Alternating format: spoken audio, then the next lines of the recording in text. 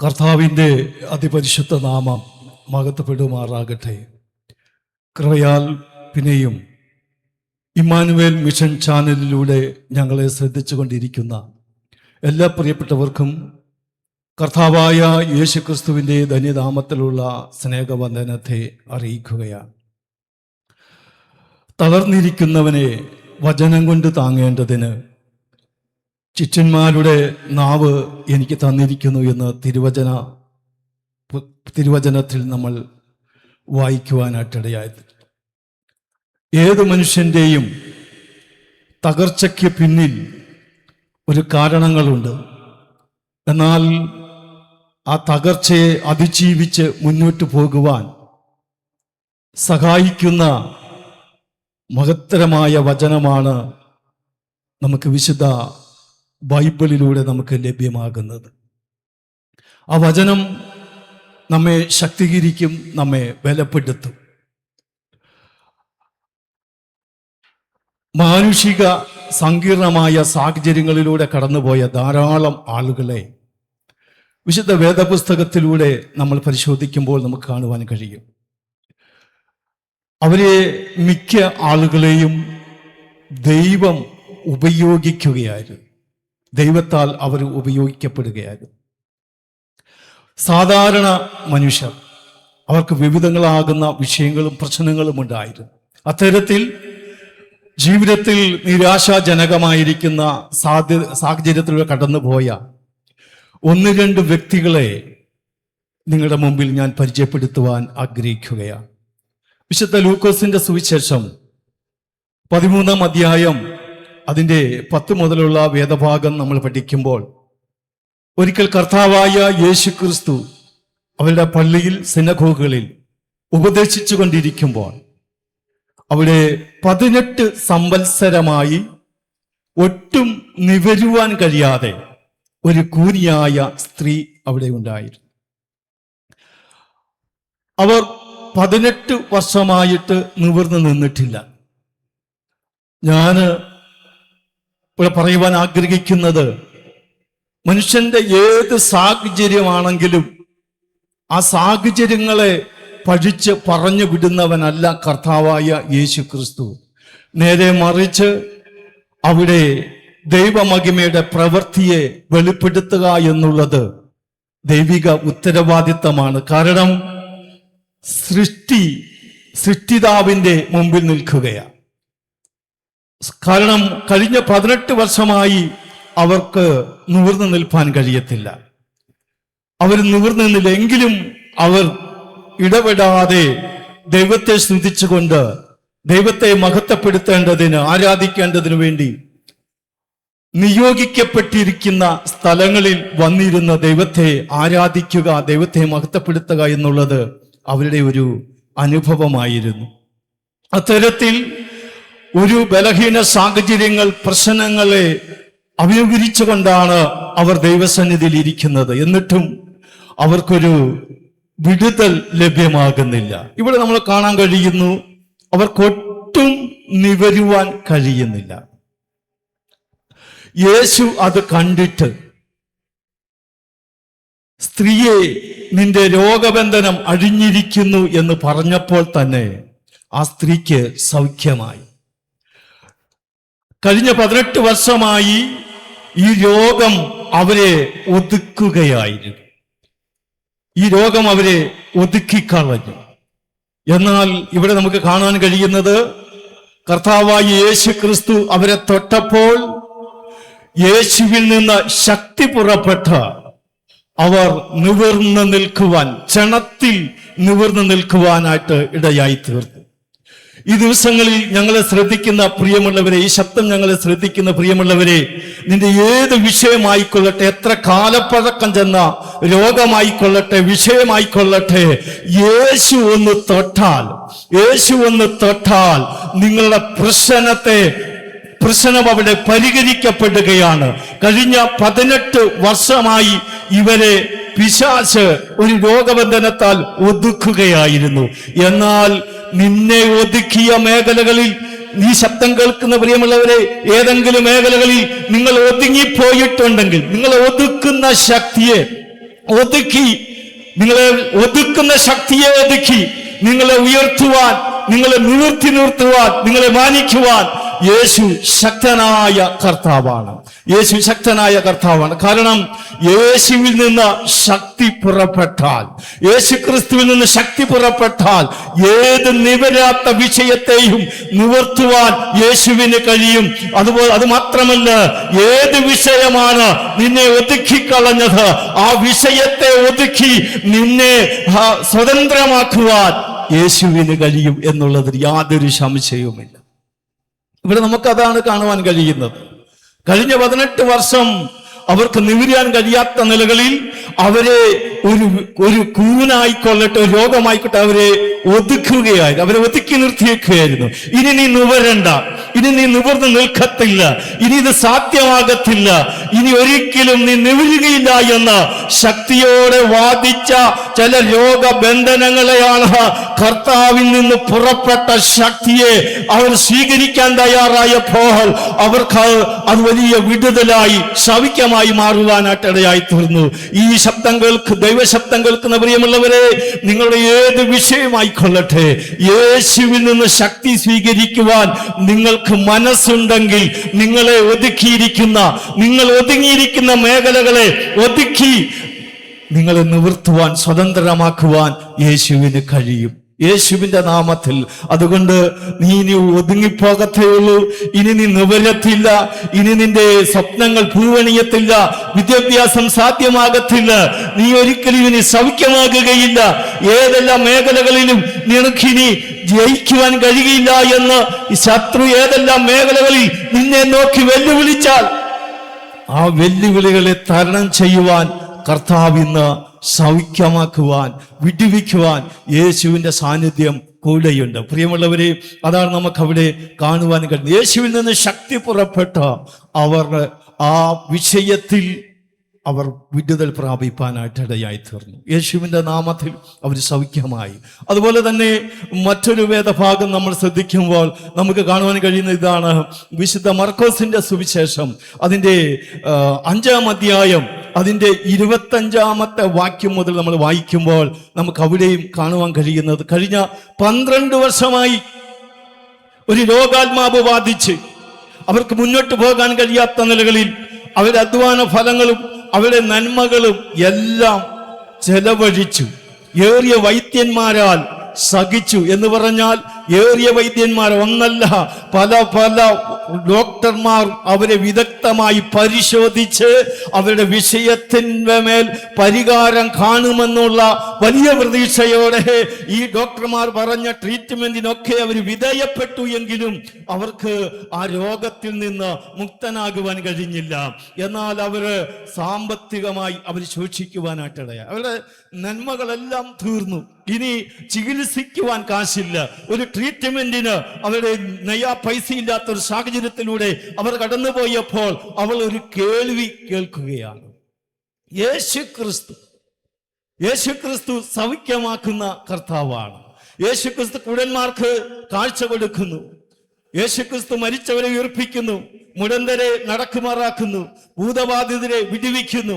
ഇത്തരത്തിലുള്ള വാർത്തകൾ യേശുവിനെ കുറിച്ച് അവൾ കേൾക്കുകയാണ്. ആ കേട്ട മാത്രയിൽ അവൾ ഇങ്ങനെ തീരുമാനിക്കുകയാണ്, ഞാൻ യേശുവിന്റെ വസ്ത്രത്തിന്റെ തൊങ്കൽ തൊട്ട് ഞാൻ സൗഖ്യമാകും എന്ന് അവൾ നിർണയിച്ച് തീരുമാനമെടുത്ത് യേശുവിൻ്റെ അടുക്കിലേക്ക് കടന്നു വരികയാണ്.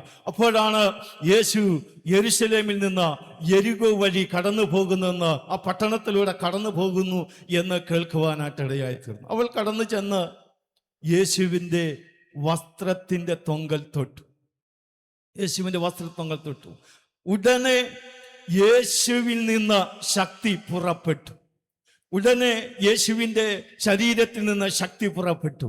നോക്കണമേ, യേശുവിനെ ആര് തൊടുവാൻ ആഗ്രഹിക്കുന്നുവോ യേശുവിൻ്റെ നാമത്തിൽ അപ്പോൾ തന്നെ ശക്തി പുറപ്പെടുക തന്നെ ചെയ്യും. കാരണം അവളുടെ തീരുമാനം, അവളുടെ വിശ്വാസം യേശുവിൻ്റെ വസ്ത്രത്തെ തൊടുക എന്നുള്ളതാണ്.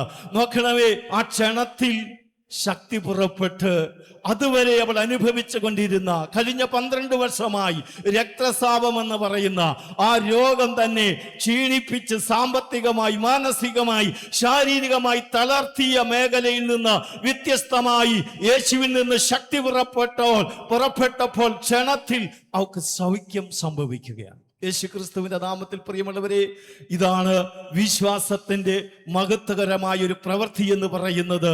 യേശുവിനെ തൊട്ടാൽ യേശുവിൽ നിന്ന് ശക്തി പുറപ്പെട്ടു. Praise the Lord. കഴിഞ്ഞ 12 വർഷമായി ആ സ്ത്രീയെ ഒരു രോഗാത്മാവ് ഒതുക്കിയിരിക്കുകയായിരുന്നു. ആ ഒതുക്കിയ ശക്തിയെ, യേശുവിൻ്റെ ശക്തി ഒതുക്കിയിട്ട് അവളെ സ്വതന്ത്രമാക്കുകയാണ്. യേശുവിൻ്റെ നാമത്തിൽ ഇന്നും ഇത് തന്നെയാണ് സംഭവിക്കുന്നത്. നമ്മൾ വിശ്വാസത്തോടെ യേശുവിനെ തൊടുവാൻ നാം ആഗ്രഹിക്കുന്നുവെങ്കിൽ, ആ ശക്തിയോടെ നമ്മൾ വിശ്വാസത്തോടെ മുന്നോട്ട് വരാൻ നാം തയ്യാറാകുന്നുവെങ്കിൽ, മനുഷ്യന് നവീകരിച്ചു കൊണ്ടിരിക്കുന്ന സകല വിഷയത്തിൻ്റെ മേലും, ഇല്ലെങ്കിൽ വ്യക്തിപരമായി നിങ്ങൾ അനുഭവിച്ചു കൊണ്ടിരിക്കുന്ന ഏത് കഠിനമായ വിഷയമായിക്കൊള്ളട്ടെ, ഡോക്ടർമാർ ഉപേക്ഷിച്ചതായിക്കൊള്ളട്ടെ, വൈദ്യശാസ്ത്രം തള്ളിക്കളഞ്ഞതായിക്കോട്ടെ, ലോകം ഇനി സാധ്യമാകത്തില്ലെന്ന് പറഞ്ഞതായിക്കൊള്ളട്ടെ, ഏത് വിഷയമായിക്കൊള്ളട്ടെ, യേശുവിൻ്റെ സന്നിധിയിൽ അത് വിടുതൽ സംഭവിക്കുക തന്നെ ചെയ്യും. യേശുവിൻ്റെ സന്നിധിയിൽ അതിന് പരിഹാരമുണ്ട്. അതുകൊണ്ട് ക്ഷീണിച്ചു പോകണ്ട, തളർന്നു പോകണ്ട. ഇനിയൊരു മറ്റൊരു വഴിയില്ലെന്ന്, മറ്റൊരു സാധ്യതയില്ലെന്ന് ലോകം വിധി പറയുമ്പോൾ, ലോകം ഇനി വേറൊരു ഓപ്ഷൻ ഇല്ല എന്ന് പറയുമ്പോൾ, ഹല്ലേലൂയ, ഹല്ലേലൂയ, യേശു പറയുകയാണ്, എന്നിൽ നിന്ന് ശക്തി പുറപ്പെട്ടാൽ അതിന്മേൽ ഒരു പരിഹാരമുണ്ട്. അതാണ് വിശുദ്ധ വേദപുസ്തകം നമ്മെ പഠിപ്പിക്കുന്നത്. സ്തോത്രം. ഏത് പ്രശ്നത്തിനും പരിഹാരം തരുന്ന, അനുഭവങ്ങൾ പങ്കുവയ്ക്കുന്ന, പ്രതീക്ഷ നൽകുന്ന, പ്രത്യാശ നൽകുന്ന വചനങ്ങളാണ് വിശുദ്ധ ബൈബിളിൽ നമുക്ക് കാണുവാൻ കഴിയുന്നത്. നശിപ്പിക്കുന്ന, തകർത്ത് കളയുന്ന, പണം ചോർത്തിക്കളയുന്ന, ബുദ്ധി ഇല്ലാതാക്കുന്ന, ശാരീരിക ബലഹീനത ഉണ്ടാക്കുന്ന യാതൊന്നും വിശുദ്ധ വേദപുസ്തകത്തിൽ നിന്ന് നമുക്ക് പഠിക്കുവാൻ കഴിയുകയില്ല. ഏത് ബലഹീനനും വിശ്വാസത്തോടെ അത് വായിക്കാൻ തുടങ്ങിയാൽ, അത് സ്വീകരിക്കാൻ തുടങ്ങിയാൽ, അത് ഏറ്റെടുക്കാൻ തയ്യാറായാൽ പരിപൂർണമായ വിടുതലും സൗഖ്യവും ആശ്വാസവും നമുക്ക് ലഭ്യമാകുവാനായിട്ടിടയായിത്തീരും. അതാണ് വിശുദ്ധ ബൈബിളിൻ്റെ ഒരു പ്രത്യേകത എന്ന് പറയുന്നത്. പ്രിയമുള്ളവരെ, ഞാൻ വേഗം മുന്നോട്ട് പോകുവാൻ ആഗ്രഹിക്കുകയാണ്. യേശുവിൻ്റെ നാമത്തിൽ അവിടെ 12 വർഷമായി അവരെ ഒതുക്കി. ഒരു ശക്തി അവളെ ഒതുക്കുകയായി. 12 വർഷമായി ലോകത്തിന് കഴിയാത്തത്, ശാസ്ത്രത്തിന് കഴിയാത്തത്, മരുന്നിന് കഴിയാത്തത്, വൈദ്യന്മാർക്ക് കഴിയാത്തതിനെ സാധ്യമാക്കി തീർക്കുവാൻ കഴിഞ്ഞത് യേശുവിൽ നിന്ന് പുറപ്പെട്ട ശക്തിയാണ്. ആ ശക്തി 12 വർഷമായി ഒതുക്കി വെച്ചിരുന്ന ആ ശക്തിയെ നിർമൂലമാക്കിയിട്ട് അവളെ നിർബന്ധിതം അവളെ ശക്തിയോടെ നിവർന്നു നിൽക്കുവാൻ പ്രേരിപ്പിച്ച ഒരു ഘടകം ദൈവശക്തിയായിരുന്നു. സ്തോത്രം. അതുകൊണ്ടാണ് ഞാൻ പറഞ്ഞത്, ഈ ദിവസങ്ങളിൽ നിന്നെ ഏത് വിഷയമാണ് ഒതുക്കുന്നത്, മാനസികമായി, ശാരീരികമായി, സാമ്പത്തികമായി, കുടുംബപരമായി, വിശ്വാസപരമായി, ഏത് വിഷയമാണ് നിങ്ങളെ ഒതുക്കിക്കൊണ്ടിരിക്കുന്നത്, ആ ഏത് വിഷയമാണെങ്കിലും യേശുവിൻ്റെ അടുക്കിലേക്ക് മടങ്ങി വന്നിട്ട്, യേശുവിൻ്റെ അരികിലേക്ക് അടുത്ത് വന്നിട്ട്, വിശ്വാസത്താൽ യേശുവുമായി ഒന്ന് സംഭാഷിക്കുവാൻ, യേശുവുമായി ഒന്ന് തൊടുവാൻ നിങ്ങൾ തയ്യാറാകുന്നുവെങ്കിൽ, ആ ക്ഷണത്തിൽ നിങ്ങളെ ഒതുക്കിയ ശക്തി നിങ്ങളെ വിട്ട് നിങ്ങൾ സ്വതന്ത്രരാകാൻ പോവുകയാണ്. ഇതേതാണ് അനിവാര്യമായിരിക്കുന്ന കാര്യം? ഇതേതാണ് ഈ കാലഘട്ടത്തിൽ നമുക്ക് ആവശ്യമായിരിക്കുന്നത്? യേശുവിൻ്റെ നാമത്തിൽ പ്രയോജനമില്ലാത്ത വസ്തുതകളെ തേടി, പ്രയോജനമില്ലാത്ത വിശ്വാസങ്ങൾ തേടി, പ്രയോജനമില്ലാത്ത പ്രവൃത്തികൾ ചെയ്ത് നിരാശരും ദുഃഖിതരുമായി തീരാതെ യേശു ക്രിസ്തുവിൽ ശക്തിയോടെ ബലത്തോടെ പ്രത്യാശയോടെ മുന്നോട്ട് പോകുന്ന ദൈവകൃപ അനുഭവിപ്പാൻ പരിശുദ്ധാത്മാവ് കൃപ ചെയ്യുമാറാകട്ടെ.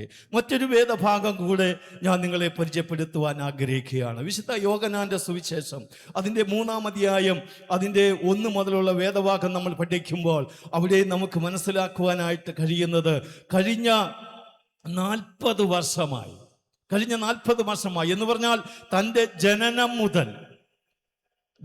മുതൽ ഇന്ന് വരെയും ആ മനുഷ്യൻ നടന്നിട്ടില്ല. മുടന്തനായിരിക്കുന്ന ആ മനുഷ്യൻ കഴിഞ്ഞ 40 വർഷമായി മറ്റുള്ളവരാൽ ചുമന്നുകൊണ്ട് മറ്റുള്ളവരുടെ സഹായത്താൽ ജീവിച്ചു കൊണ്ടിരുന്ന ആ മനുഷ്യനെ ശലോമോന്റെ ദേവാലയ മണ്ഡപത്തിൽ ഭിക്ഷയാചിക്കുന്നതിന് വേണ്ടി ചില ആളുകൾ അവനെ അവിടെ കൊണ്ട് ഇരുത്താറുണ്ട്. അങ്ങനെ ഭിക്ഷ യാചിച്ചു കൊണ്ടിരിക്കുമ്പോൾ 9-ാം മണി നേരത്ത് പത്രോസും യോഹന്നാനും കൂടെ ഈ ദൈവത്തെ ആരാധിക്കുന്നതിന് വേണ്ടി ആലയത്തിലേക്ക് പ്രവേശിക്കുമ്പോൾ ഈ മനുഷ്യനെ കാണുകയാണ്. പത്രോസിനെയും യോഹന്നാനെയും കണ്ട് തനിക്ക് വല്ലതും ലഭ്യമാകുമെന്ന് പ്രതീക്ഷിച്ച് കരം നീട്ടിയപ്പോൾ ഹല്ലേലൂയ, അവിടെ അപ്പോസ്തലന്മാർ മൊഴിഞ്ഞ ഒരു കാര്യമുണ്ട്: വെള്ളിയും പൊന്നും ഞങ്ങൾക്കില്ല, ഞങ്ങൾക്കുള്ളത് നിനക്ക് തരികയാണ്. നീ പ്രതീക്ഷിക്കുന്നത് ഞങ്ങളുടെ കരത്തിലില്ല, എന്നാൽ നീ പ്രതീക്ഷിക്കാത്തത്, ഇന്ന് വരെയും പ്രതീക്ഷിക്കാത്ത നിലകളിൽ നിന്നെ ഇവിടെ ഒതുക്കിക്കളഞ്ഞിരിക്കുന്ന ആ ശക്തിയെ ജയിക്കുവാൻ ഇനി ഒരിക്കലും മറ്റൊരുത്തന്റെ മുമ്പിൽ കൈനീട്ടാതെ വണ്ണം നിന്നെ നിലനിർത്തുന്ന ഒരു വ്യക്തി പ്രഭാവത്തിൽ നിന്നെ ഉറപ്പിക്കുവാൻ കഴിയുന്ന ഒരു ശക്തിയുണ്ട്. അത് ഞങ്ങൾ നിനക്ക് റിലീസ് ചെയ്യാൻ ആഗ്രഹിക്കുന്നു എന്ന് പറഞ്ഞ് യേശു ക്രിസ്തുവിന്റെ നാമത്തിൽ എഴുന്നേറ്റ് നടക്ക എന്ന് പറഞ്ഞ് അവന്റെ വലങ്കരം വലങ്കരം പിടിച്ചപ്പോൾ നമ്മൾ കാണാൻ കഴിയുന്നത് അവന്റെ നരിയാണി ഉറച്ചു എന്നാണ്. ആ ക്ഷണത്തിൽ അവൻ നിവർന്നു നിന്ന് കാലൂന്നി നിന്ന് കർത്താവിനെ സ്തുതിക്കുവാൻ തുടങ്ങി, കർത്താവിനെ ആരാധിക്കുവാൻ തുടങ്ങി, കർത്താവിനെ മഹത്വപ്പെടുത്താൻ തുടങ്ങി. കഴിഞ്ഞ 40 വർഷമായി നീ എഴുന്നേക്കത്തില്ലെന്നും നടക്കത്തില്ലെന്നും ചലിക്കത്തില്ലെന്നും ശത്രു വെല്ലുവിളിച്ച് അവനെ അമർത്തി വെച്ചിരിക്കുകയായിരുന്നു. 40 വർഷം അവനെ ഒതുക്കിയ ശക്തി, യേശുവിന്റെ ശക്തി പുറപ്പെട്ടപ്പോൾ, യേശുവിന്റെ നാമത്തിന്റെ മഹത്വം അവനിൽ വ്യാപരിച്ചു കഴിഞ്ഞപ്പോൾ അവന്റെ നരിയാണി ഉറക്കുവാനായിട്ട് തുടങ്ങി. അവൻ ബലത്തോടെ നിൽക്കുവാൻ തുടങ്ങി, അവൻ കുതിച്ച് തുള്ളാൻ തുടങ്ങി, അവൻ ആരാധിക്കുവാൻ തുടങ്ങി. നോക്കണമേ, യേശുവിന്റെ മഹത്വം അവിടെ വെളിപ്പെട്ടു, യേശുവിന്റെ ശക്തി അവിടെ വെളിപ്പെട്ടു. ഈ കാലയളവിൽ എത്രയോ കർത്താവായ യേശു ക്രിസ്തുവിന്റെ നാമത്തിൽ എത്രയോ അത്ഭുതങ്ങൾ നടന്നിട്ടുണ്ട്, അതിശയങ്ങൾ നടന്നിട്ടുണ്ട്. അതൊക്കെ കേവലം ഒരു കാരണം മാത്രമാണെന്ന് മനസ്സിലാക്കിക്കൊണ്ട് ആളുകൾ അതിനെ ഗൗരവമായി കാണാതെ എത്രയോ രോഗസൗഖ്യം ലഭിച്ചവര്, കടഭാരം തീർന്നവര്, മറ്റ് ശാരീരിക വൈഷമ്യങ്ങൾ മാറിപ്പോയവരൊക്കെ പിന്നീട് വേറെ എന്തൊക്കെയോ തേടി പോകുവാനായിട്ടിടയായി തീർന്നു. എന്നാൽ ഇവിടെ ഈ മനുഷ്യനെ ശ്രദ്ധിക്കുമ്പോൾ നമുക്ക് കാണാൻ കഴിയുന്നത് കഴിഞ്ഞ 40 വർഷമായി തന്നെ ഒതുക്കിയ ശക്തി തന്നിൽ നിന്ന് വിട്ടുമാറി ഒരു ദൈവശക്തി തന്നിൽ വിട്ടുവന്നപ്പോൾ, തൻ്റെ മേൽ വ്യാപരിച്ചപ്പോൾ താൻ ഇരിക്കുന്നിടത്ത് ഇരിക്കാൻ തയ്യാറായില്ല. താൻ എഴുന്നേറ്റ് നടന്നും തുള്ളിയും കൊണ്ട് അവൻ ആലയത്തിലേക്ക് പോകുകയാണ്. യേശുവിൻ്റെ നോക്കണമേ, കഴിഞ്ഞ 40 വർഷം ആലയത്തിന് പുറത്തിരുത്തിയ അല്ലെങ്കിൽ മറ്റ് പല അപമാന വിഷയത്തിലുമൊക്കെ അവനെ പരിഹസിച്ചു കൊണ്ടിരുന്ന, അല്ലെങ്കിൽ ഒരിക്കലും നീ എഴുന്നേക്കത്തില്ലെന്ന് പറഞ്ഞ് നീ ഒരു വിൽപ്പന ചരക്കായി, ഒരു വേസ്റ്റായി ഇവിടെ പുറന്തള്ളപ്പെടുമെന്ന് ലോകം വിധി എഴുതിയ ആ മേഖലയെ അവനിൽ റിലീസായപ്പോൾ, ആ ദൈവമഹത്വം വെളിപ്പെട്ടപ്പോൾ അവൻ എഴുന്നേറ്റ് ദൈവസന്നിധിയിലേക്ക് ചെല്ലുവാനിടയായിട്ട് ആലയത്തിലേക്ക് ചെന്ന് കർത്താവിനെ ആരാധിക്കുകയാണ് യേശുവിൻ്റെ നാമത്തിൽ. ഈ ദിവസങ്ങളിൽ നാളുകളിൽ പ്രിയമുള്ളവരെ, ദൈവസന്നിധിയിൽ പരിഹാരമുണ്ട്. കർത്താവായ യേശു ക്രിസ്തുവിൽ പരിഹാരമുണ്ട്. മറ്റൊരുത്തനിലും രക്ഷയില്ല. നാം രക്ഷ പ്രാപിക്കുവാൻ ആകാശത്തിൻ്റെ കീഴെ ഭൂമിയിൽ മനുഷ്യരുടെ നൽകിയ നാമമെന്ന് പറയുന്നത് യേശു ക്രിസ്തുവിൻ്റെ നാമമാണ്. ആ നാമം വിളിച്ചപേക്ഷിക്കുന്ന ഏവരും രക്ഷ പ്രാപിക്കുവാനായിട്ടിടയായിത്തീരും. ഇത്തരത്തിലുള്ള ഒതുങ്ങിപ്പോയ അവസ്ഥയിൽ, ക്ഷീണിച്ചു പോയ സാഹചര്യത്തിൽ, രോഗമായിക്കൊള്ളട്ടെ, കടഭാരമായിക്കൊള്ളട്ടെ, മറ്റ് ഏത് വിഷയമായിക്കൊള്ളട്ടെ, ഏത് വിഷയത്തിനും പരിഹാരം തരുവാൻ യേശുവിന് കഴിയും. യേശുവിനെ തൊട്ടു. ആ 18 സംവത്സരമായി രോഗബന്ധനത്താൽ കിടന്ന ആ സഹോദരി യേശുവിനെ സ്പർശിച്ചു. ആ യേശുവിൻ്റെ ശക്തി അവൾ തിരിച്ചറിഞ്ഞു. 12 വർഷം ഒരു രോഗാത്മാവ് ബാധിച്ച് തൻ്റെ ഏറിയ സകലതും നഷ്ടപ്പെട്ടു പോയ ആ സഹോദരി യേശുവിൻ്റെ ശക്തിയാൽ അവൾ സൗഖ്യമാകുവാനായിട്ടിടയാണ്. നോക്കണമേ, കഴിഞ്ഞ 40 വർഷം രോഗബന്ധനത്തിൽ കിടന്ന, ഇല്ലെങ്കിൽ നടക്കാൻ കഴിയാത്ത മുടന്തനായ മനുഷ്യൻ യേശുവിൻ്റെ ശക്തി തൻ്റെ ശരീരത്തിൽ സ്പർശിക്കപ്പോൾ താൻ എഴുന്നേറ്റ് നടക്കാൻ തുടങ്ങി, നൃത്തം ചെയ്യാൻ തുടങ്ങി, ദൈവത്തെ സ്തുതിക്കുവാൻ തുടങ്ങി. ഈ കാലങ്ങളിൽ ഏത് മേഖലകളിലും നിങ്ങളായിക്കൊള്ളട്ടെ, ഏത് സാഹചര്യമായിക്കൊള്ളട്ടെ, യേശുവുമായി ഒരാത്മാബന്ധത്തിലേക്ക് വിശ്വാസത്താൽ യേശുവിലേക്ക് ഒന്ന് നടന്നെടുത്തുകൊണ്ട് ആ യേശുവിൻ്റെ വചനം ഒന്ന് സ്വീകരിക്കുവാൻ നിങ്ങൾ തയ്യാറാകുന്നുവെങ്കിൽ നിങ്ങളെ ഒതുക്കിയിരിക്കുന്ന എല്ലാ പ്രശ്നത്തിൽ നിന്നും നിങ്ങൾക്ക് പരിപൂർണമായ പരിഹാരം തന്ന് നിങ്ങളെ സ്വതന്ത്രമാക്കി ക്രിസ്തുവിൽ ജയോത്സവമായി നടത്തുവാൻ സർവശക്തനായ കർത്താവ് വിശ്വസ്തനാണ്.